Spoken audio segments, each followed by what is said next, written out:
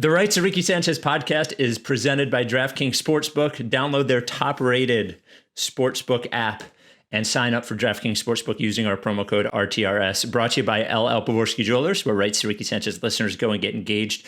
Big Barker Therapeutic Dog Beds. Get yours at bigbarker.com/Ricky. And of course, our friends at Kinetic Skateboarding get 9.1% off your first order with promo code Dave Silver. On the show today, a full pod or almost full pod AMA. We posted and asked questions on Reddit, and we will answer them in order of upvotingness. So, and I took a cursory look at them, and they look fine. I'm usually pretty petrified of Reddit, so we did this a few years ago. So we'll do that. But before that, we will check in Los Angeles on Laker Nation as the series goes to 6 games, and we'll see if anybody's nervous over there on the West Coast. And, Mike O'Connor released his first food list for the Ricky, his 12 most overrated foods. I wanted to mention that as well. Before we get going officially, we wanted to send our condolences and our love to Joel and Paula and Arthur as they lost their dog Klaus very sadly and shockingly this week. Apparently, according to Anne's Instagram, he was closed in an elevator door, and then they brought him to a vet and with internal bleeding, and he passed away soon after. That's terrible, man. I mean, like, I am usually more affected by the death of pets than people at this point, and losing a pet, especially when Klaus was pretty young. I think Klaus was only a few years old, is terrible. So we send our love to them, and thankfully you guys got Klaus. You guys had Klaus when you did, and I think sharing that love is important. But and looking at the pictures on Joel's Instagram were just fucking terrible. So rest in peace, Klaus. That's it. Without any further ado, Amos and the chef.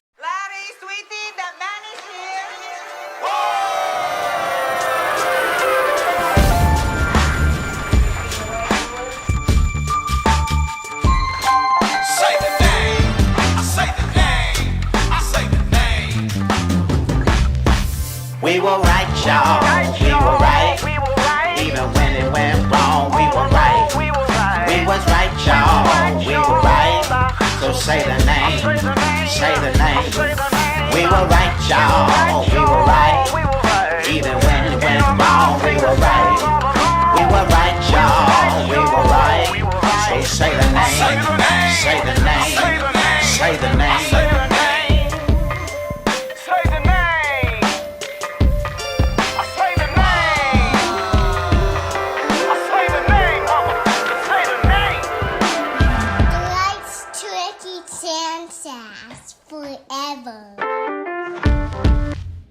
Welcome to the Rights of Ricky Sanchez podcast. I'm Spike Eskin, along with a guy who is deep within the heart and soul of purple and gold country in Los Angeles. That is Mike Levin. How's it going out there? It's okay. Last night was tough. It's funny. I mean, you know how I've talked about this, how I act during a game, an intense game, if I'm invested.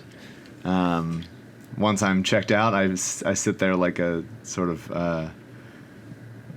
I would say, like cranky ghost. if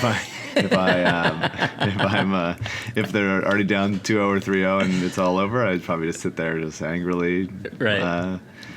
But when I'm invested, there's there's stomping around, there's jumping over the couch for the pick swap, there's all that stuff. And Alyssa gets it because she's a sport fan, but there's sometimes there's a threshold that you hit where it's like, hey, the neighbors, like, hey, come on, can you fucking chill out? Like, one of those. Of course, rightfully so. Which my parents have and roommates and now Alyssa have been saying to me all my life, and it's funny to hear Alyssa cross that threshold. Yep. And for me to be like, hey, I don't even know how to do it. Hey, sorry, you should.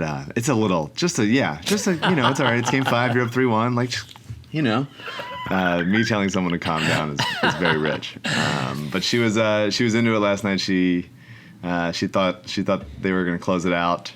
We had some celebratory things ready to go, and we had to had to put it away. So so I guess my question is, with LeBron turning in about as good a game as he can, and AD toward the end of the game. Now, when he was walking to the locker room, he looked fine, but his gait looked normal. But in that last 7 minutes of the game, when he was running up the court, he was clearly hobbled by the foot. For sure. I'm trying to put myself in the place of a Lakers fan at this point. If I were a Lakers fan, I would be scared to death. Like, how does she feel right now? Is she so confident, or is it a... I would say not confident, just like sense of urgency, pretty strong. Yeah. Doesn't want this to get to 7. But they're good. They're a good team, and Duncan Robinson was going to get hot eventually, and he had a great game. I think there were some substitution patterns that she wasn't happy with last night. We root for Danny. We're Danny Green people. I'd say the Lakers fans at large are not at all, because he didn't have a great season. So I've seen that from, I just discovered last night, Halsey, the singer, has like a basketball-only Twitter, and she's a Lakers fan. And I could tell from her Twitter that the Danny Green thing was not like, he's not beloved with the Lakers fans. He's right? not. Yeah. He's not. Yeah. It's tough. I mean, look, it's. I think it's very Covington-esque, right? Like, not consistent. Yeah. But, like, you're shooting 38% from 3. It's like, well, okay. You're going to miss 62 out of 100. Yeah. Yeah. And by the way, I don't throw out choke all the time, but when you hit the front of the rim on a wide open shot, it feels like a choke. No, I mean, I think the pass obviously was a tough pass for LeBron to make, and he got it there. But when you reach down and then have to come back up with it, it changes it. He's got to make that shot, of course. But like sometimes you miss, and he had it. It was online. If you like airballed it, then I think he pulled the string so much, then it's like, all right, well, that was not even close. But you just sometimes you miss, like that happens. Yeah. Markieff. Doing whatever he did with it after the fact, I think is rough. a little more inexplicable. Also, Markieff just had a bad game. Like, he didn't do anything positive. He had no points. He was turning the ball over a lot. I have not been a Kuzma guy like throughout his career, but I've been very impressed with Kuzma over the course of this season and into the playoffs. Just like his movement off ball, I think his defense has improved a lot. His movement off ball and in fast breaks, he's a good finisher. Yeah, he's a good cutter, like you say. And he always seems to, when LeBron drives, he seems to be in the right place to get the shot almost every time, I would say. And so, and that would have been, I would have had Kuzma in for some of those moments. Markieff's been great for most of the playoffs and has given them a jolt of like, kind of, because AD doesn't want to play the 5, and so Markieff can like kind of help that a little bit. It's not like AD's the only big guy on the court, and he has been hitting shots. But it's tough. It's tough to lose a LeBron game like that and a KCP game like that. Rondo didn't give them anything. The Heat are good, man. They're good. I called Lakers in 6 prior to the series. I think the Lakers will close it out. If AD's healthy, then I think it's going to be over. But I mean, hell of a performance from our guy Jimmy Butler. Yep. They're really good. I mean, it shows you what, like, he hit a couple threes last night. Obviously he's not excited about taking them, but it shows you what having Jimmy and Bam, like we talked about it last podcast, like LeBron and AD is a reasonable, if you squint, facsimile of Embiid and Simmons, right? Of if you can really convince squint. Yourself. Yeah. If you convince yourself as the Sixers, like, hey, they have the same kind of thing, we can do that. So we were close. Plus, like, playing Dwight and JaVale a lot of minutes. But the Heat kind of had the same thing with Jimmy and Bam, as is like two like defensive-minded but like offensive fulcrums that you want with the ball in their hands and then kicking out to shooters, passing to cutters, all that stuff. That's obviously not exact, but that kind of thing. Like, these Jimmy and Bam are not excellent shooters that you want, pulling up from everywhere.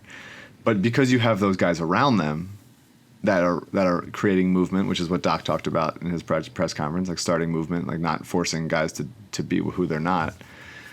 It's just like the Sixers didn't have those players that could do anything around them. It was like, okay, we got Ben and Embiid, and they're the fulcrums, and we're passing the ball, and then everybody else, we want guys that could just like, you know, play in 1996 and just like, you know, face up and take a 16-foot jumper with 3 seconds left in the shot clock. It just felt like that's the whole team, and to not have, you know, Korkmaz is the only shooter on the team, really. Oh, and my like God, it's so they pulled sad. shake out of their ass. It was like, again,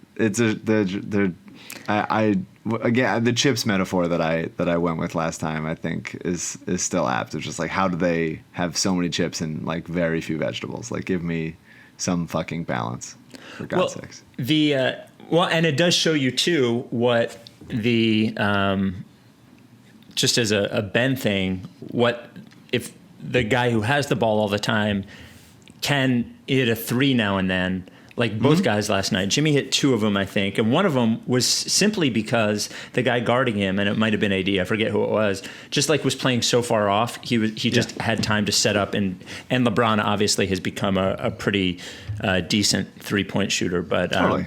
There's just that too. Willingness to take the shot, it matters. And if you hit one, then all of a sudden they're playing you, and then the drive gets easier. And then, you know, you got to exploit that with dribble handoffs and stuff. And What's the difference between Jimmy and being Bam? You know, like what Ben Simmons is going to be. You know, if now obviously AD can hit threes, and Bam, I think Bam looks like he can shoot. You know, he's got a nice soft jumper and free throw, so I think he'll eventually be able to do it. But all right, well, before we get to the AMA stuff, our Apple Podcast 5-star review of the week is only 4 stars, and I believe it's my fault. We're at 2,756 ratings. We want to get to 3,000. Subject line: Mike is awesome. Spike, not so much. Love listening to Mike. Encapsulates my thoughts so perfectly as a diehard Sixers fan. I find Spike to be arrogant. Seems like the type that has to always be right. So, well, that last part is true. We all always have to be right. I actually don't care about being right. I just act like I care about being right. Being right, we'll get to it. Isn't that ostensibly the same manifestation? Results-wise, isn't that the same thing? Well, I don't want to get into it because I did see a Reddit question sort of about this, so I don't want to get to it now. But we can get to that in a bit. I don't know. Actually, before two quick things. First of all, Serena Winters is no longer going to be the sideline reporter of the Sixers broadcast. I think what happened was she was they got rid of all of the sideline reporters at NBC Sports Philly, given that they're not allowed to be on the sideline. I think it was a cost-cutting thing. I thought Serena Winters did a really great job when she was here, like really, really great. So just wanted to, I know before she got here to learn about the Sixers, she listened to the pod a lot. So I thought she did a great job when she was here. So I just wanted to wish her good luck. And yeah, I mean, I thought she was great. Yeah. I thought, you know, she had big shoes to fill because Molly was a fan favorite. We love Molly. I thought Serena did, and she filled in on play-by-play when Mark or Ala was not there. I thought she did a great job there.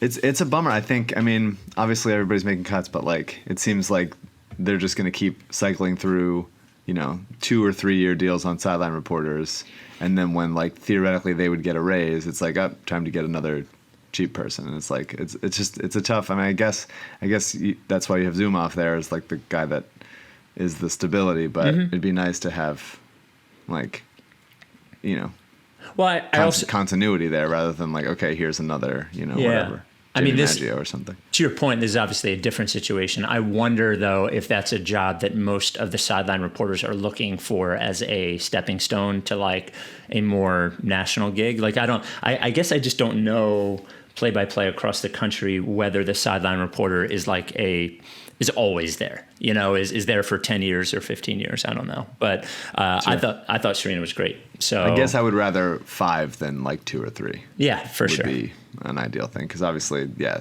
you know, you can't stay forever. But I saw when we were in Minnesota, Wait, or was it Indianapolis? No, it was Minnesota. I saw her and I talked to her, and I'll tell you, she did seem frightened to be seen talking to me at the time. So Is that how everybody is? no, I think anybody sort of on the edges of that organization, like, don't want to be seen in public conversing with the billboard guy. So I think that might be it. Did you have any thoughts? I don't know if you read it on Mike O'Connor's 12 most overrated foods list. Start off with tacos, move to corn on the cob, plain bagels. I sort of agreed with his red velvet take. I think red velvet sounds great and looks great, but actually taste-wise is just sort of like mild chocolate. I agreed that red velvet is overrated. A lot of it was... I can't abide by the taco overrated. Yeah. I think is bad. Yeah. Let me skim through it. The food department is a different department from me. Yeah. Corn on the cob, not a fan. Plain bagels, fine. I'm okay. I'm juice up a bagel a little bit. I would agree with that red velvet. Red velvet is a sexier sounding thing than it actually is. I'm not a cupcake guy. I'm not an icing guy, so I agree with that. Ravioli, sure. Yeah, okay. All right, I hear this. I hear all this. Skittles, I agree. I don't think it's very good. Sushi, he's wrong. I agree about number one. I think cereal is not as good. I think that's a Sixers Adams staple, but I'm not a cereal guy. It's just, it gets soggy. It always, too much milk. Like anything with that much milk, you're doing something wrong. So, I agree with you on tacos. I think tacos are great. I think that's what makes the list really good. I am a hard shell guy, just like he is. Corn on the cob is annoying to eat. I think he's eating the wrong bagels, honestly. I would like to take Mike O'Connor to get a good bagel somewhere. When he says they have no personality and no flavor, I think he's just eating frozen bagels rather than getting a real bagel. I guess this is like the Jew in me coming out, but he just must be eating the wrong bagels. I guess cupcakes are good, but overrated. I think that's fair. For some reason with tuna, he picks out canned tuna. Who rates canned tuna very highly? I don't even know that it's rated really high. I'm pretty new to tuna in life. Oh, really? Well, so we have some just for a lunch and an easy to make lunch, maybe fired on a melt kind of thing, couple capers. Mm-hmm. So I would say I'm a canned tuna fan. The hard shell tacos is it's not the way the tacos are supposed to be made unless you're making hard shell out of a box and fake salsa like I used to do when I was in middle school when my parents weren't home yet, and I would just be I'm making tacos for myself. I know it's not authentic or anything. I just like the crispiness to it. I just like it. I don't know what to tell you. I know it's not legit, and I love cereal. The problem with cereal is that, and his line is pretty classic. Cereal is not real. It's a made-up word. The problem with the reason that you can't think of a definition for it is because in reality, cereal is a bunch of sugary crackers. They get submerged in milk. Okay. The problem with cereal is that I could eat a giant bowl of cereal and not feel as if I've eaten anything. Yeah. It just makes my stomach hurt because of all the milk. I do. Do you consume? I'm not going to do a vegan thing, but do you consume regular milk or do you do almond or okay. any milk of that much milk, almond or oat? Okay. It fucks me up. Coconut, any of it. I'm an oat milk guy. I think at this point, look, I love eating it. I love a frosted mini wheat. I love a Cinnamon Toast Crunch. I love a Life cereal. I love a Cheerios. I just love it. I don't eat it for breakfast. I think I eat it as more of a snack. To me, it's not filling enough for breakfast, but I do love cereal. I don't think it's overrated. I think it's properly rated. That would be my point. Before we get to the AMA, we'd like to mention our sponsor, LL Pavorsky and LL Pavorsky Jewelers. Huge news this week, Mike, as we hit 200 Rights to Ricky Sanchez listeners who have purchased engagement rings from LL Pavorsky. Do you have a comment, statement that you'd like to make on the 200 rings? We just recorded a whole comment statement, didn't we? Oh, yeah, but that's not going to go on the podcast. That's for the guy. Okay. Yeah. Well, then that guy should be forced to make the statement. Answer this question. Well, congratulations. 200 rings is fucking incredible. He's been a sponsor for 4 years, so that's 50 rings a year.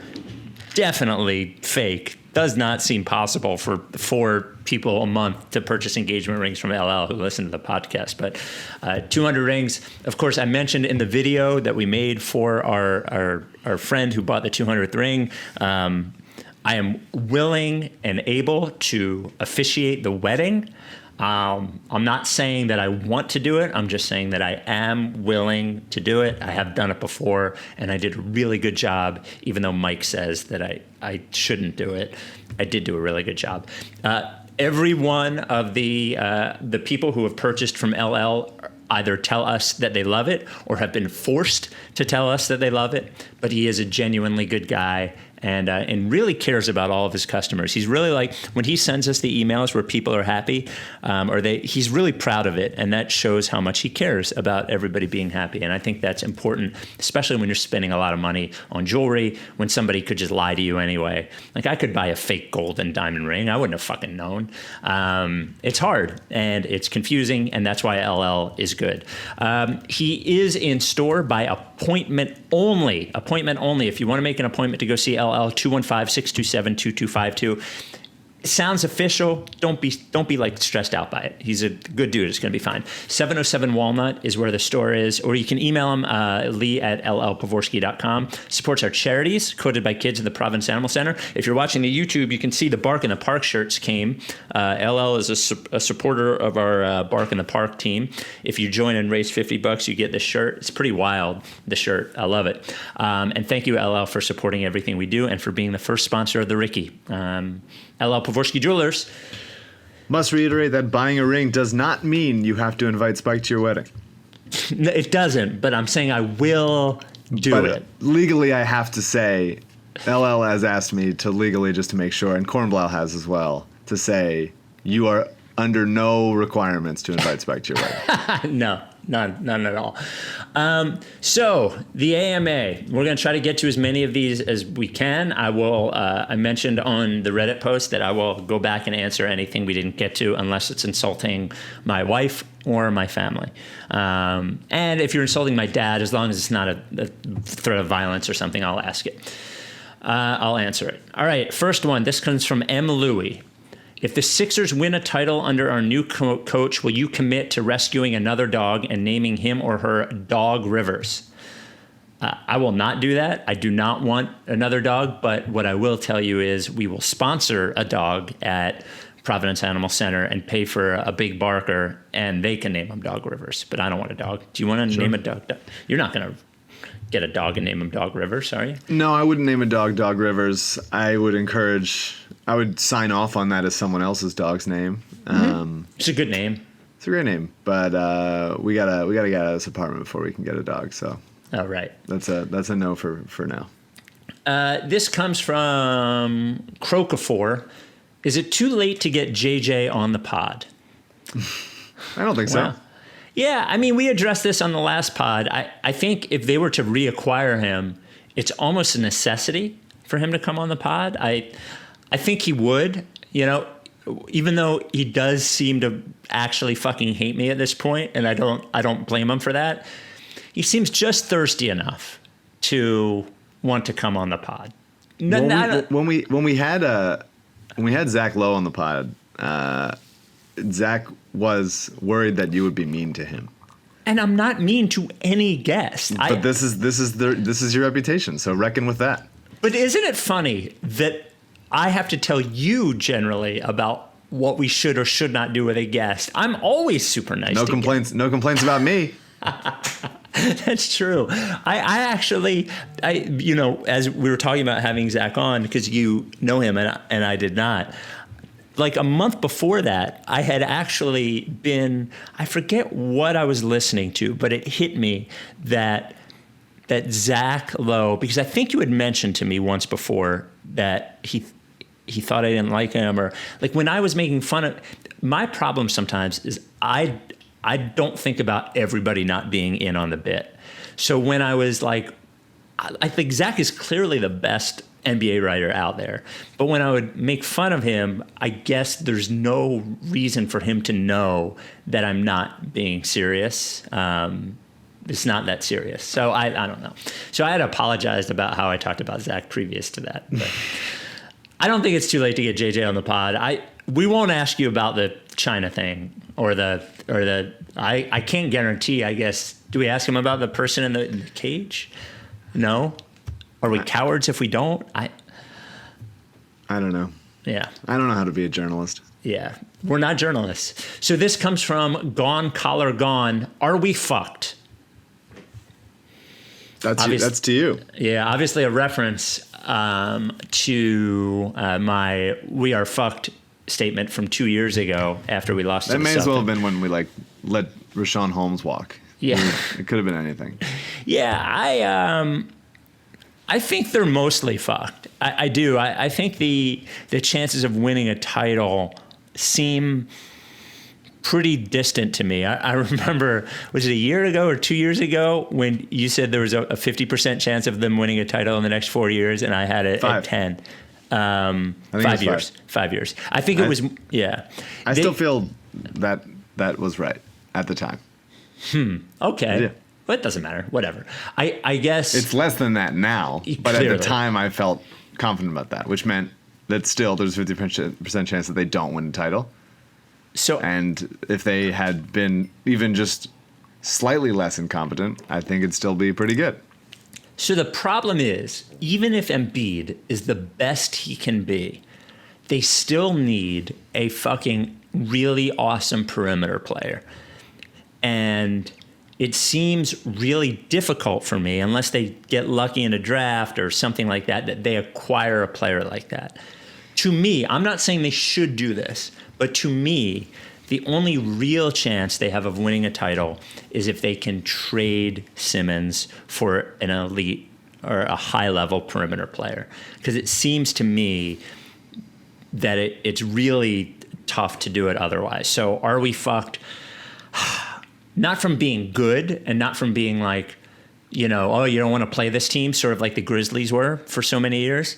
But as far as winning a championship, I think we're pretty fucked. So I disagree. I really think that there's this is not me having confidence in the current regime, obviously. Mm-hmm. Obviously. They're all still there in a shocking admission of we don't have any other good ideas. We're all going down with the ship. Mm-hmm. Even as they're watching, these playoffs have just been a real indictment on the Sixers as an organization. I honestly want, how there's the graphic on the screen where it says, Lakers 89, Heat 85. It should just say Sixers 0, the whole playoffs. For every team, honestly, in baseball, it should say Sixers 0. It should be everywhere. They should not. I mean, every time anyone tweets about Jimmy, Mark Stein, whoever the fuck, they're like, the Sixers, man, wow.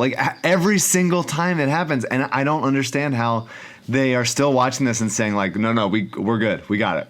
We're totally set. We're good. And maybe they're just hanging it all on Ben's injury and thinking that they could have competed more with Ben healthy. Obviously, I don't think it would have been a sweep if Ben wasn't injured, but they would have lost. But they probably would have lost, yeah. And to I don't understand how there's no comeuppance whatsoever. But I do think that it is easier to get a kind of player you're looking for that we all want, a perimeter score, I think Tyler Hero is going to be a good player at this point, but Tyler Hero now, there are guys that can do, if Jordan Clarkson was the starting guard on this team, obviously he's not the point guard type, but he can penetrate a little bit, he can shoot a little bit, just his movement and Shake's continued development would open something up. I'm obviously not a Jordan Clarkson guy, but there are those kinds of players, and especially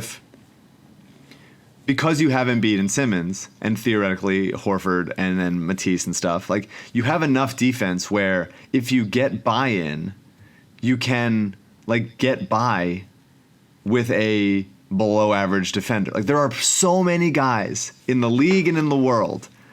The easiest skill to have is I can go get a bucket and run around fast, and I'm willing to shoot threes quickly. That is the most popular skill in the NBA. And the fact that the Sixers just don't have it is hard to do. To avoid that kind of stuff, you have to try to do it. And so I don't think it's that hard to trade Josh for a player like that. And I definitely, I'm draft guy. I definitely don't think it's hard to draft a player with that kind of potential, especially in this draft. There's a lot of those kinds of guys. If you're thinking like straight up like a point guard type of guy, there's plenty like Tyrell Terry and Kyra Lewis and. Well, isn't Tyrell Terry the guy they promised they would pick already? No, that wasn't the guy that I heard that they promised, but he's the guy that they met with. I like Tyrell Terry. If they took him, I'd be very happy. Like a Malachi Flynn. Like there's so many guys that are. Even guys I don't believe in, like Cole Anthony or Nico Mannion, who I'm less high on. But like, that skill set is there. It's the easiest skill set to come up with because that's what it's. Hey, go be like pretend Steph Curry. Like, there's so many guys that could do that, and that's all. That's what they need. And so I think if Doc gets buy-in and Simmons and Embiid obviously have to keep getting better, but all of that stuff I think is not hard to do with a competent front office. Now they don't have one, but hopefully they can back themselves into, guessing right for once. The difference between what you think and I think is that I think, yes, you could go get, even though the KCP thing was like a LeBron long play, they paid him like $20 million the first year or whatever. Like, even though you could, you look at KCPs and Kendrick Nuns and all these guys, Lou Williams, yada, yada, all these guys that can shoot and will shoot quickly and whatever. I still think even if they had them all over the place, you watched that game last night and it was still coming down to LeBron or Butler. It still comes down to a guy on the perimeter who is elite. And I just... Maybe. I mean, in the Jokic proved that that's not always the case, and AD certainly got... Well, wait a minute. Jamal Murray was fucking awesome. Oh, no, totally. I'm not saying you don't need that. I'm just saying there were times in the game in that series when in the Denver whole playoff run where Jokic was the guy demanding the ball, and you had to double him out of the post, and he's kicking it out to shooters. But they also didn't win a championship. I'm not saying that they won't, but I think the world is that if they do win a championship, Jamal Murray we will consider as at least Bradley Beal level, an excellent perimeter offensive player. And they just don't have one. And I think they're going to have to get lucky to get one. So, whatever. All right, next one. This comes from Jocob77. Can you guys try and get Matisse on the pod? We had talked about this just in a live show setting. We didn't want to waste them not on a live show. Yeah. So I still think whether that is a virtual live show or a real live show, I don't think we would do it without making a thing of it. People like him too much to not do it on a live show. So yeah.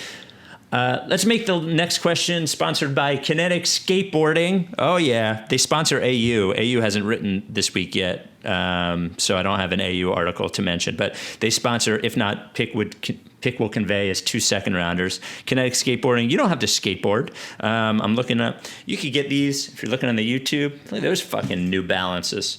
The Jamie Foy 306s. All kinds of shit on the Kinetic. These cool T-shirts they got, these new Kinetic T-shirts. Anyway, go to kineticskateboarding.com. Use promo code Dave Silver for 9.1% off your first order. There's a bunch of questions in there from Star City. He goes, a couple questions. You don't have to respond to all of them, just whichever one you like best. Let's do 2 of them. Which NBA players do Sixers fans most overrate and underrate? I assume he means non-Sixers players. At this point, anybody who can dribble, I think, is someone. Well, it's Buddy Hield at this point, right? I mean, Buddy Hield is the most overrated, right? I don't think they're trading Buddy. I mean, the Alvin Gentry signing with Sacramento was a real fig leaf to Buddy Hield. Oh, really? Yeah, because he was his coach in New Orleans. Oh, right. And so I think that maybe they might just want him anyway, but.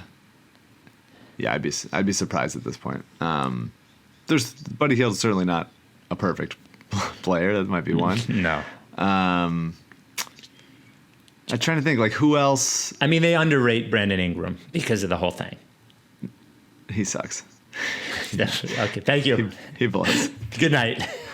Thank you. Good night. Guy sucks, absolutely. Who is like a constant people that were always, I mean, anyone that is good against the Sixers. So like, yeah, you know, Cartier Martin. Wow. He did hit a big shot against the Sixers. Yeah. And why don't we do this one? If you could move any Philly athlete from one Philly team to another, who would it be? For example, Ben Simmons as wide receiver or Wentz becoming a starting pitcher. Well, I don't necessarily think. Bad, yeah. Yeah, I don't think that's the right move. No, not much control there. I mean, I would Ben as a wideout would be cool. I'd put Tobias Harris on the Flyers just so the contract is gone. Tobias would be a great tight end.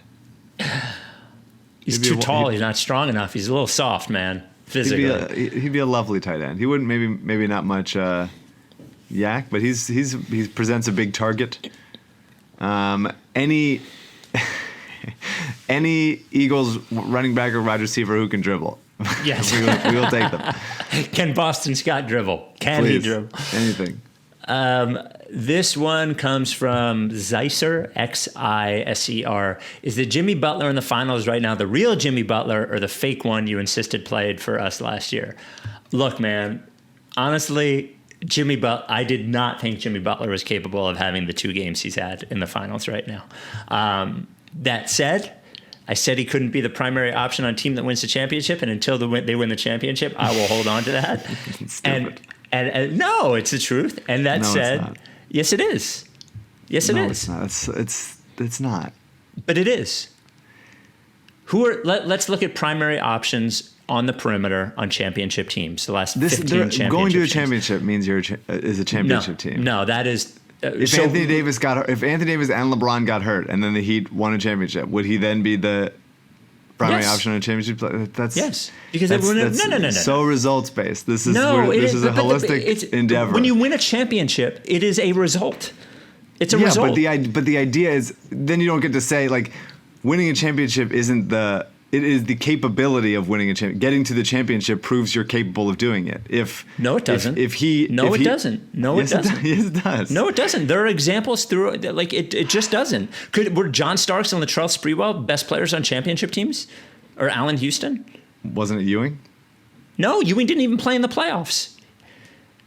Latrell Sprewell was the primary offensive option on that team. I guess you could say Latrell Sprewell or Allen Houston. They're clearly not. I think what we can't ignore, and look, I'm saying, I did not think he was capable. He clearly smells blood. He clearly is in a place where he is able to thrive. He is clearly better offensively than I thought he could be. I was wrong in that case.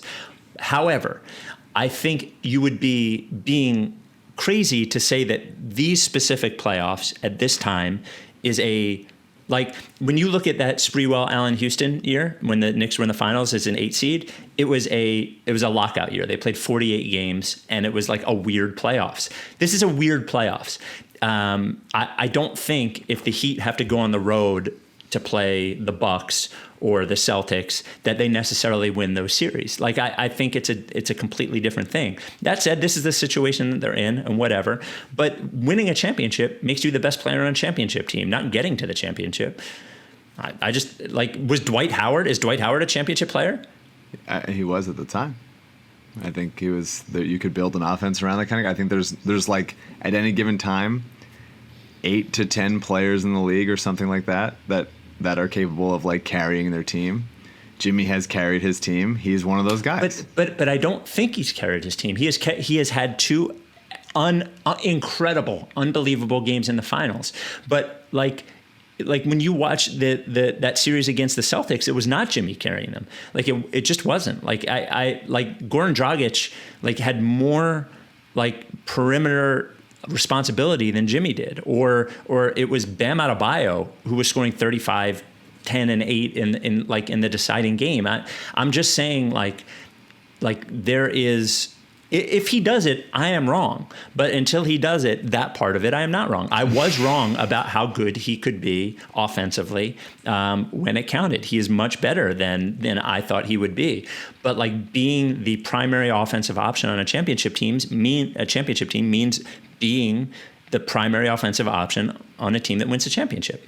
That's it. Yeah, I think guys your age, there's just like a horniness for Jordan that just like you want everybody to be Jordan like at all times. Guys, and like, if there's like everybody has to take the shot. No, and he's the guy that but does that's it. not what I'm saying. I didn't say that. LeBron is the best player on championship teams. Like, look at you don't want to do this because they're all better than Jimmy Butler. Look at the primary offensive option on championship teams that won the championship up until this point, and tell me which one of them Jimmy Butler is better than. I'm not riding for it one way or the other. I just think like he's proven himself that he's gotten here. This has been impressive. Like you made the point that Goran Dragic is injured for this series, and Jimmy has taken on more responsibility. Right, and they're going to lose. He's not a guy that always wants to be the one to take every shot. He wants to get his teammates involved. He wants to pass. He wants to drive and kick, all that stuff. He takes the defensive assignments. He played 47 minutes last night. All of those things are great. I'm acknowledging those things. But every time we get to the point where I say, name a primary offensive option who won a championship, who is not better than Jimmy Butler. The Detroit. The 2004 Detroit Pistons, which is the exception everybody. I would probably add the Spurs to that. No. That's not true. It's just not true. I would probably have the Spurs as Jimmy Butler right now. The way he's playing right now, offensively, is better than any one of those guys offensively in any given time. Now, I mean, they played great. They had shooters. The offense was great around them and stuff. But this is like that. This is the same kind of offense that those Spurs ran with, like Bam and the Duncan roll, and like passing out of it, and Goran Dragic was in that Tony Parker. The Finals MVP was Kawhi Leonard. No, but before Kawhi got Before that, well then, like the primary, you're talking about Tim Duncan, Tony Parker, Manu Ginobili, 3 Hall of Famers. They're all. I think Jimmy's playing that level right now. I think he's playing absolutely out of his mind. It's very impressive. This is the best he's ever played. Absolutely, it is the best he's ever played, and I keep saying, I did not think he was capable of doing this, but the two things are not the same. And as far as like guys your age, horniness for Michael Jordan, like guys your age are so insistent that the best player of all time happened to be playing when you were watching basketball, as opposed to when somebody else was watching basketball. So I have the advantage of having watched Michael Jordan in his prime and watched LeBron James in his prime, and you have not. So like I have better context than you do. Like Michael Jordan was better than LeBron James. Like he just was. He won. Like even if LeBron wins this championship, Jordan still won 50% more and didn't lose. It's just different.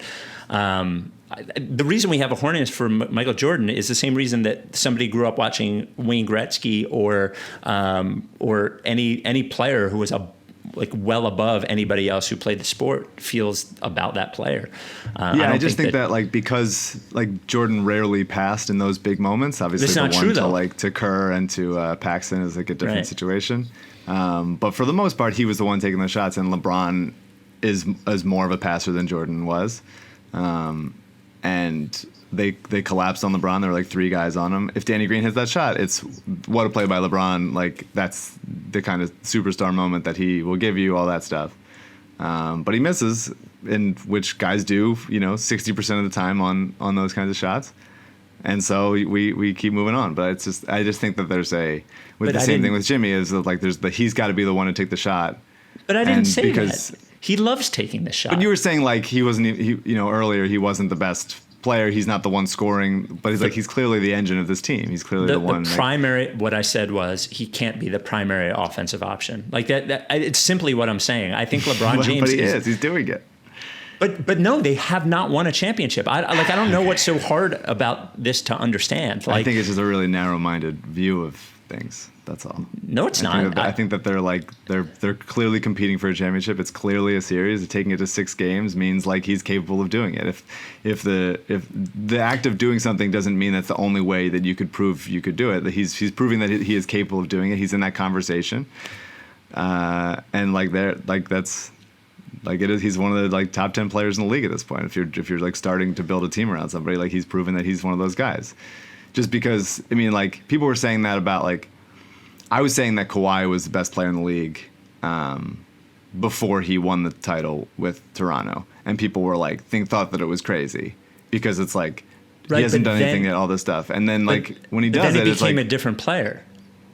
He was a different player after you said that. Like he became and by the way, the person that everyone compared Kawhi's game to was Jordan. No, I'm not. I have nothing against Michael Jordan. I'm not saying he's bad. I don't think that at all. I just think when people talk about these kinds of things, it's very much just like, well, he hasn't done it, so it doesn't count. He's never done it. There's no one that could do it. That means he can't. Until he does, and it's like, well, he can, and so he has, and so he's one of those guys. I just think it's a very like binary threshold in a way that I think we could think about this more and like, well, he's proven he's capable of doing it. And so he's in that conversation in a way that Kawhi had proven he was capable of doing it, I would say, before he did it, and then he did it, and now he's in the conversation. Like it's those are to me like we're able to have that discussion. But that's my preference, you know? Yeah, but I don't agree. Like, I think, like, you could say that about Charles Barkley, but Charles Barkley was not good enough to win a championship. Like, he didn't. Akeem Olajuwon did. Like, there's the difference. I think it's pretty clear cut. Like, a guy who plays in the league for 10 or 15 years, if you don't win a championship, you don't win a championship. Like, saying that, well, he played during Jordan, it's like, well, sorry. You know, like, that's the deal. Either you win or you don't win. I'm clearly a process over results to get there, but the results speak for themselves, I think, a lot of times. So anyway. Yeah, you're just pointing at a record book and saying he didn't. So that's the analysis. No, it's not. Like, it is. You're saying he didn't do it, so he couldn't do it. No, like, that's what it is. That's what we you're were saying. both saying what he is capable of, and like, unless he actually does it, then there is no evidence that he's capable of it. Unless you're watching and evaluating on like a less than just a yes or no level, which I feel like we're capable of doing. Right, but just because I disagree with you doesn't mean that I am not watching it. Like, this is actually the problem with like the general like 30-year-old LeBron fan, is that he assumes that the people that disagree with him are just like are not looking at facts. It is not possible to have a different opinion. It's just that person hasn't like paid attention enough. It's just like too it's dumb. Not what I'm saying at all. You said I was horny for Michael Jordan, and everybody that I say is good has to take the final shot. It's not true. I think LeBron is the second best player of all time. I don't know how that is like disrespect or. I didn't say it was disrespect, dude. I'm saying that we can just look at things and say like, hey, even if it doesn't happen, even if we go to a game, if this series goes to a game 7 and it's tied at the end and a shot goes up and. If it goes in and the Heat win, then he is a player that could be a championship player. And if that shot misses, even if it's like Tyler Hero taking that shot, then he's not a player that could win a championship. And it's like to me, it's like that's just a very narrow-minded way to look at something. And I think we could look at something more holistically. I'm not even mentioning LeBron in that situation. I'm just saying Jimmy Butler has proven that he's capable of doing it. That's all. What is narrow-minded is saying that the 7-game series of 48 minutes a game, like. Just because the final thing that happens is in that shot doesn't mean that is the determining thing in the series. Like, if you want to take the entire thing and look at it, there are many opportunities, every possession, every minute, every second of that game in which you could have put yourself in a position to not have it come down to that final shot. And like, that is why they play an entire season. That's why they play playoff series. And that's why they play the entire finals, where you can say like that is the entire argument against, which is an argument that I am against, is like that the Sixers would have won the championship if the Kawhi shot doesn't fall. Like it was isn't that an indictment on Kawhi for letting it get to that point? Isn't it the same thing? No, but what I'm saying is that he did all of those things. He put it in position, like saying that they would have won the championship if that shot doesn't fall ignores everything else. Like, it ignores the fact that they have to win overtime. It ignores the Bucks series. It ignores that's next. It ignores that they have to then go beat the Warriors. It ignores that everything that happened they got to that point. And if the series comes down to a final shot, yes, that is the shot that everyone will remember. But no one thinks that Steve Kerr was the reason that they won the series that he hit, or John Paxson, or any of those things. They think it was Michael Jordan because they saw the whole series. So I don't think that if somebody besides him misses a final shot, then he is that is the indictment. The indictment is that they didn't win the series, and the point is winning the series. That's how I see it. But I don't think it's any more narrow of a view than you see it. I think it is a different view, but I don't think it is taking any less evidence into account. I just think it's different. Okay. I mean, you can give me a passive aggressive okay all you want. I mean, I think we've talked about it plenty. I think you can look at the whole series, and I'm saying to look at the whole series and say like, hey, Jimmy has been this good over this playoff run, and especially in this series, and regardless of the way this series shakes out, he could, twist his ankle and the series over. I think he has done enough for me to prove that he is capable of being the best player on a championship team.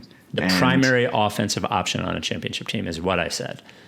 Yeah, I think he is. Okay, I don't think so. And I think that regardless of whether a shot goes in at the end or AD turns his ankle or whatever it is, like it's a. So if AD turns his ankle and he wins the championship, that like the fact that AD turns his ankle does not go into consideration for you, or like I'm saying it. I'm saying it does. It's all this stuff like because anything can happen in these kinds of series. It's a limited thing.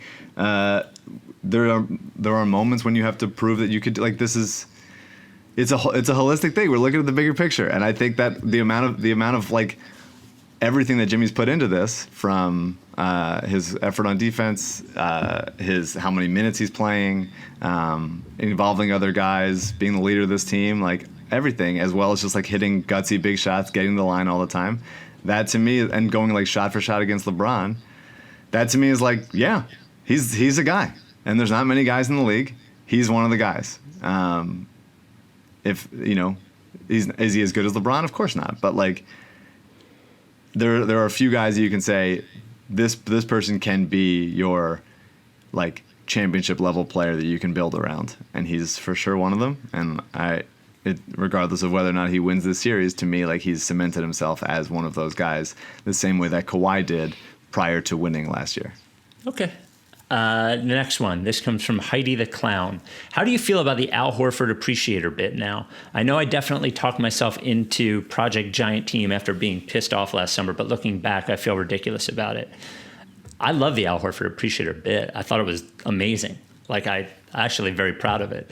Like I think being upset about it is not understanding the joke of it, right? I mean, we spent 3 years talking about how he wasn't any good. Right?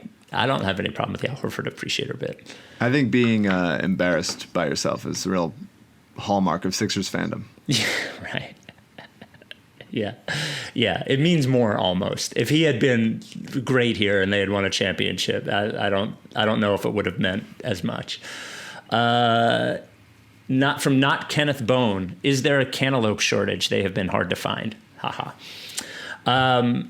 Before we get to the next question, our final sponsor, Big Barker Therapeutic Dog Beds, also sponsors of the Rights to Ricky Sanchez Bark in the Park team for Providence Animal Center. We've raised, I think, $7,700. We got to get to 10,000, and we have 2 weeks to do it. Thank you, Big Barker, for buying the T-shirts.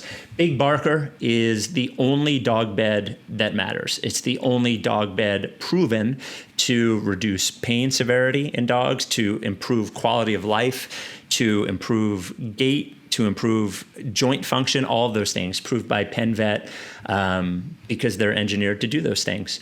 Originally, Big Barker was made because Eric, the owner of Big Barker, had a big dog and none of the beds were suitable. So they made them initially for big dogs, but now they're for every size dog.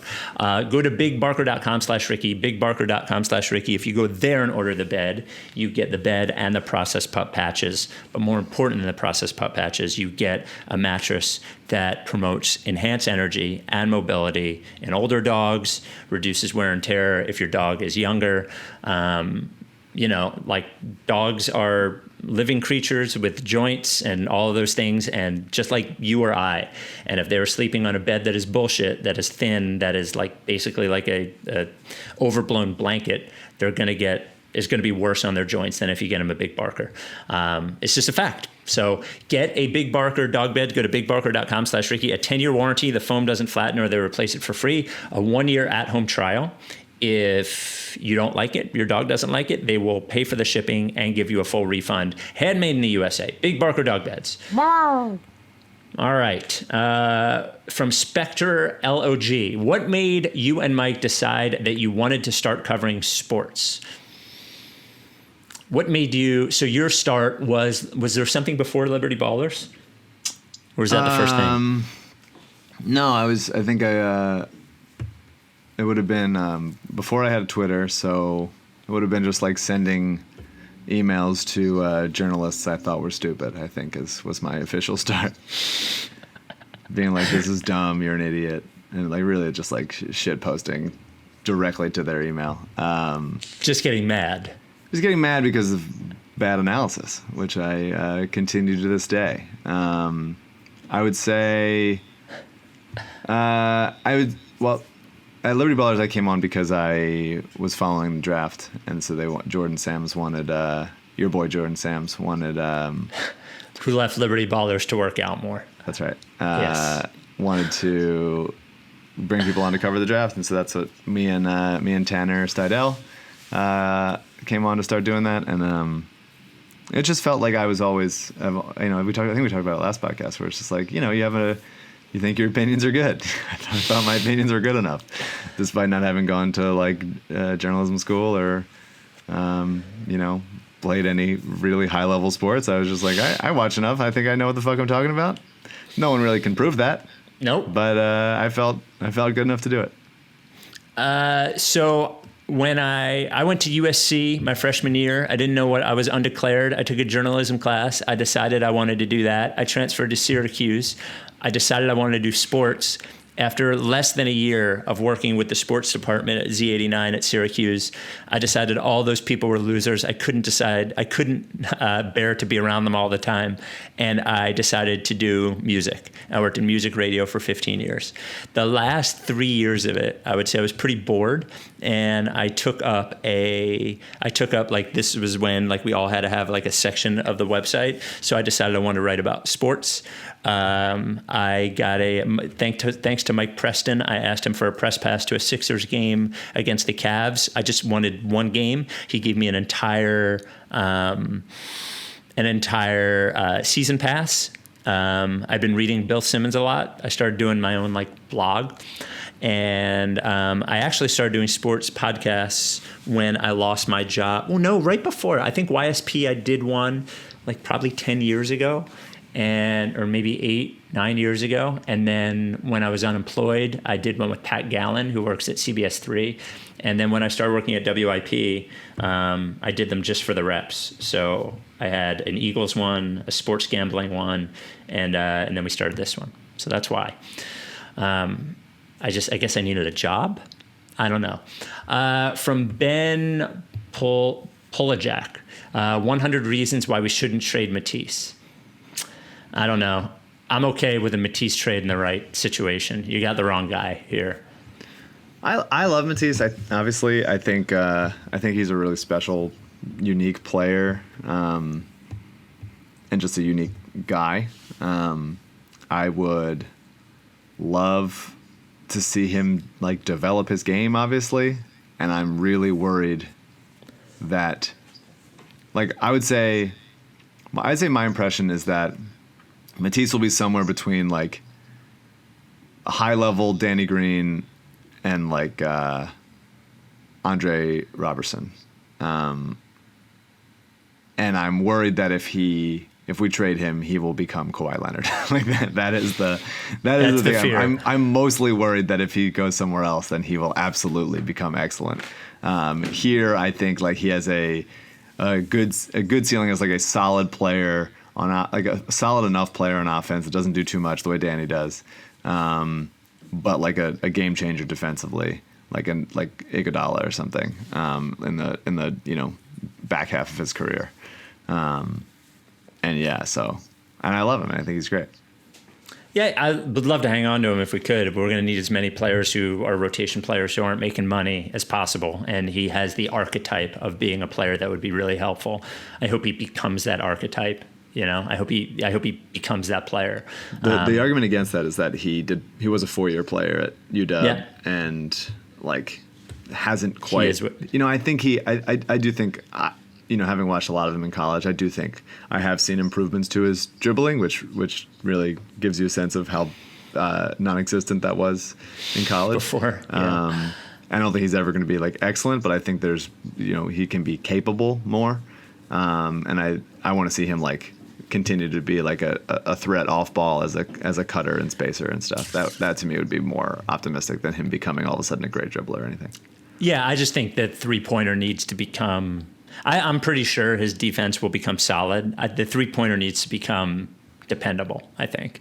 And that's all I think they need out of him. I don't think they need him to be able to dribble. He doesn't really show many signs of being a dribbler. This comes from Trust the Process 35. One of the things that I dislike in sports culture are the takes. To me, it feels a desire to prove that one knows more about a sport or is more right about it. I guess this is directed at me, obviously, because I posted it. You have takes on Jimmy Butler and LeBron that you're pretty vocal about. Why do you think people tune into takes, Skip Bayless, Stephen A. Smith? Why can't those making takes enjoy the sport for what it is and acknowledge that there is a vast unpredictability that we should rather just enjoy when it happens instead of immediately and egotistically defending their takes through some form of verbal gymnastics? And then somebody else in the comments of this talks about it being clickbait. I guess first of all, clickbait to me is when it's like, here's an amazing thing that will cure your tummy ache, and you turn to it, and it's like I think clickbait, there's a difference between clickbait and like feeding on people's desire for, I don't think having a take on something is clickbait to me. I think there's a difference. I think clickbait is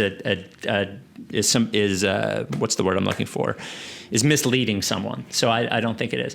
I think everybody takes this a little too seriously about opinions. The truth is that no one remembers your opinion when it's right. They only remember it when it's wrong. And like, I've always been this way. I've been this way since we started the pod. Like from turning on Evan Turner to Michael Carter Williams or whoever it is, like I just think it's more fun when you have an opinion, I guess. And that's why people tune into it, is that like, I think that what people don't understand is that like people that listen to this podcast or read Zach Lowe or whatever, they're not regular people. I think most people pay attention to sports casually and sort of like easy to understand opinions appeal to those people. And like when it comes down to it, that's how we all feel when we watch. I don't have a problem with it, and I think people take it a little too seriously that like sports are like politics or cancer treatments. So I think like when I remember like loving sports, this is the end of it. When I remember loving sports, it is middle school and high school arguing with people about who was better next to lockers. Like that's what sports always was to me. So like, I think people enjoy that when they get older. Without that, I think it's a little less interesting. So that's my opinion on it. Yeah, I mean, I think a lot of the time, like these, some people are dumb, but I think a lot of the time, like, if you work for ESPN or The Athletic or Yahoo or whatever it is, and you have to have takes about like everything, especially if you're like right. I'm not there's some people that are, just Skip Bayless as an example is just because he's a shithead. But like he covers theoretically every sport, and so like he doesn't know enough to it's impossible watch almost. Everything and to see everything, and so he's obviously made an art of it. And I would say like your dad has as well, and Angelo, like those guys. There's like they're not watching everything, and so it's easier to just come up with like X player doesn't have a killer instinct because like you can't watch everything, and so it's just like let's just say a thing. Let's get people fired up, and people will listen because that gets people's blood boiling and stuff. Sometimes having like a strong take about something is obviously good or interesting or whatever. And sometimes you're at work and you need to fucking come up with something, and so they do. The one place I would push back on that is that saying what Skip or Stephen A. or whatever does is easy. It's sort of like saying writing a hit song is easy, and like it. What I would tell you is that it's not what they are doing. There's a reason that some people are popular and good at it and some people are not. I don't think it means it's like more intellectually honest or dishonest, like when we're talking about, Cowherd. But like, if you can watch Colin Cowherd, he's so good at what he does. There is a skill to what they're doing. Just like writing, just like what Nickelback did was not easy. What the Backstreet Boys or anybody, they didn't write very many of their own songs, but anybody who's writing those songs, which seem simple as pop songs, if they were easy, everyone would do it and everyone would be rich. Trust me, like the thing that is holding back sports opinion people from being popular isn't like their commitment to being intellectually honest about it. It's just like, it's not particularly easy is what I would say. That's the only part of what you said that I would push back on. But even when we had Kate Fagan on, I remember when we had Kate on, when she had been with ESPN for a few years, she warned me that she was like, I want to warn you, like, I don't really know as much about the Sixers or anything as I did because I have to know about anything. So it's a different thing that they're doing. This comes from Alvic40117560_ Need a few guys Mike is high on for the Sixers in the draft so that I can get excited before they ultimately sell all of their picks. Oh, yeah.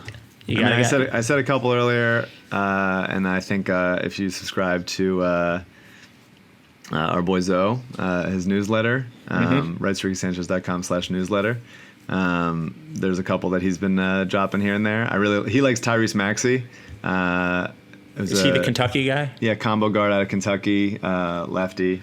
I think he's lefty. Why am I now having second thoughts about that? But yeah, I like guys who can, shoot and dribble and pass a little bit. Tyrell Terry, I think, could be special. I think Kyra Lewis could be special. Cole Anthony is interesting because he had no help at UNC, and so maybe on a better team, like some of his action would be better. He just didn't pop for me that athletically or quickly, but maybe he's just like a fine sixth man, like scoring guard. Desmond Bane as like a kind of like a more sturdy shake a little bit, like can defend his position more, like gives you a little bit like when Terrence Davis gave Toronto, kind of like even Desmond Bane is like he's built like a smaller, more dribbly and shooty Grant Williams. So those guys are great. I love Malachi Flynn, who's just a dog with the ball in his hands. Grant Riller's really interesting. I like Skylar Mays at LSU. Good name. Who's really pops athletically, can shoot. And just like he seems like a smart player. People are kind of lower on him than I am. I got to watch more tape to make sure. He's a 4-year guy at LSU. Isaiah Joe is a shooter that can fly around screens and hit and take like 12 threes a game. When is the draft? Is it November 18th? I don't think they. No, they did. Did they officially decide? Because it's been moved a couple times.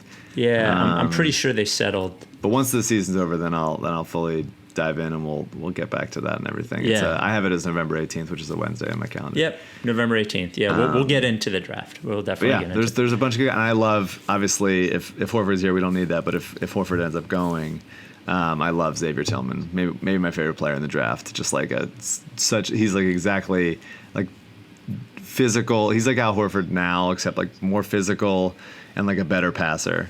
He was a 4-year player at Michigan State. Just like anchors a defense, would be perfect to come in, never play with Embiid, but just like if you can somehow get him in the second round, he is our backup center for the next 10 years. Like that would be beautiful. But obviously not if Horford's here, not a priority. But it's fun. I mean, the draft is the only reason to be alive, you guys. It's exciting. There's guys. They're young. They're smiling. They're having fun. Too often people assume that like, oh, it's going to take too long. You can't really get help in the draft or all that stuff. And I just think every year it's proven that that's not the case. Tyler Hero was I think a late lottery pick. There's a ton of guys that can be had at any point. I mean, like it's just Grant Williams was helpful in the playoffs for Boston. If they're good, they're going to be helpful. If they're good, they're helpful, and I think that guys, are coming out more ready than ever. And especially that's why the benefit of having Embiid and Simmons. I know they don't work perfect together on offense, but like they're so good defensively each that if you can build a system around them, you can survive less good defensive players on other spots in the court because they can make up for those kinds of mistakes. Like Goran Dragic isn't a great defensive player. Like obviously Hero and and Kendrick Nunn are not great defensive players. I think Duncan Robinson actually is pretty good and doesn't get enough credit, but he was good last night. I'll tell you that. Yeah, and Duncan like Kelly Olynyk, like there's guys like these. There's plenty of guys that are not that good defensively, but if you put them around other really good defenders in a really good system, you can get by. And so I think that they can. The Sixers have the benefit of being like, well, we just really need this kind of player so we can, skimp on the other stuff. So I'm hoping that can benefit. Watching the Lakers last night, and it's amazing because they fucked it up in that final Butler drive where he got fouled. But I was watching their communication on switches, on pick and roll so much, and watching when Caruso would decide to go over it on somebody, or when they would communicate about switching, and they so often fucked up. It was just amazing to see. Not everybody on that team's a great defensive player, like you're saying, but everyone sort of knowing what to do. And again, you watch that final Butler play, it was amazing that LeBron, I don't know if there was a miscommunication on there, but basically let him go right past him. But most of the game, just watching their communication on defense, on screening, I think was a lesson that not everybody has to be great at it. Yeah, too often I think the Lakers last night just switched and gave Miami the matchup that they want. And getting Markieff onto Jimmy, just basically getting AD off of Jimmy. Mm-hmm. It just happened too often. And I think I'm a guy that if you have the personnel, I think switching is good. I think you don't want to just go behind screens and try to fight through and then allow them to, all that stuff, get open looks. But when you do have someone that you want to stick on someone, you can't just allow a half soft screen to be the thing that gives them all of a sudden, oh, here's the matchup. That's really easy to do. I think you got to fight through that a little bit more. But it really depends on personnel and stuff. I'm interested to see how the Sixers handle that next year. All right, let's do a couple more. If you could pick one player on the Sixers roster outside of Embiid and Simmons to become a knockdown 40% three-point shooter, who would it be and why? Oh, I mean, I think the answer might be Matisse. Yeah, I agree. If he can be that, I think Shake already is. They can get Hollis back if they want another 40% shooter at any point. But Matisse would benefit the most from all of a sudden being able to be this really very dependable three-point shooter because his defense plays. And I think transition plays. And if all of a sudden if he's a 40% three-point shooter, then his movement becomes gravity and he's fast and long and athletic enough to then, make guys pay on back screens and stuff. Zaire Smith. Zaire would be great. I would love that. Yeah, I would love to see Zaire succeed. I would like to see him play. It sucks that we're going to just. It really genuinely sucks that they're just we're taking this guy, we're getting a pick for him, we're trading the pick for Tobias Harris, but we're leaving this guy. We have him just rated behind Mikal Bridges, who I obviously loved, and we believe in him. And then 2 pretty much wasted years. The second of which we draft a guy that does somewhat the same thing. And now we're probably going to let him go for way low value. And I just think that sucks. I really just wish that wasn't the case. We have a Zaire Bridges related guest coming up this week, actually. Pretty Zaire and Bridges related guest coming up later this week. You know who that is, right? Mm-hmm. Yeah. This comes from 109876ers. When he goes on podcast to promote his newly best-selling book, Be Where Your Feet Are, will you invite Scott O'Neal on to write Strictly Sanchez? He has an open invitation. Whenever you want, Scott. We will, unfortunately, because we are rigorous journalists, we will ask all the questions. There's nothing that we would rule out there. But yeah, anytime you want, Scotty. Last question. This comes from Ambassador Rodman. While honoring their identity, if they clearly prefer anonymity, who is the most intense or outrageous process truster you've encountered in person, given all the events you've hosted over the years? Just looking for a good anecdote here on the unbridled passion of our fans. I know what my answer is. Do you have an answer? I can't think of anybody in specific. It might be me. We're the ones that do this Yeah, this is the craziest 2.5 thing is hours a doing this week. podcast twice a week. Yeah. I would say, I'm not going to say his name because I don't think he's ever said it, but there is a guy I know that pre-process I would see we were like the only two Sixers fans. I would see him at like away game playoff parties or whatever. He drove up to Boston for for Game 7 that I was at in the Eastern Conference semis, and he is the person who also wrote RTRS and Hinky and all that shit on the inside of the light fixtures in the current. Yeah. He was a union electrician, and at the current Sixers facility, if you don't remember this story, John Gonzalez wrote a Ringer story about it.